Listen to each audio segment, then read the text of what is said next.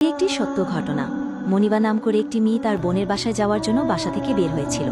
যেতে যেতে পথিমধ্যে অন্ধকার হয়ে যায়, রাত হয়ে যায়। সে দ্রুত যাওয়ার জন্য একটি শর্টকাট রাস্তা বেছে নিল। অন্ধকারের মধ্যে সে রাস্তা দিয়ে সে যখন যাচ্ছিল, সে দেখতে পেল সামনে একটি লোক দাঁড়ানো। সে খুব ভয় পেয়ে গেল। সে মনে মনে আয়াতুল কুরসি পড়তে লাগল এবং ওই লোকটিকে অতিক্রম করে সে তার বোনের বাসায় পৌঁছে গেল। এবং পরদিন সকালে নিউজ পেপারে সে দেখল, সে যে রাস্তা দিয়ে এসেছিল গত রাতে, সে রাস্তায় একটি মেয়েকে রেপ করা হয়েছে এবং ওই রাস্তা দিয়ে ওই রাতে যত মানুষ গিয়েছিল তাদের সবাইকে থানায় ডেকে নেওয়া হয়েছে। যথারীতি ওই মেয়েটিকেও থানায় ডেকে নেওয়া হলো। তাকে জিজ্ঞেস করা হলো জেলখানার মধ্যে ওই রেপিস্ট লোকটিকে দেখিয়ে, এই লোকটিকে তুমি গতকাল রাতে ওখানে দেখেছিলে? মেয়েটি বলল, হ্যাঁ, একে আমি গতকাল রাতে ওখানে দেখেছিলাম। রেপিস্টকে বলা হলো, তুমি কি এই মেয়েটিকে গতকাল রাতে ওখানে দেখেছিলে? রেপিস্ট বলল, হ্যাঁ, আমিও তাকে দেখেছিলাম ওখানে। পুলিশ তখন বলল, তাহলে তুমি কেন তাকে রেপ করনি?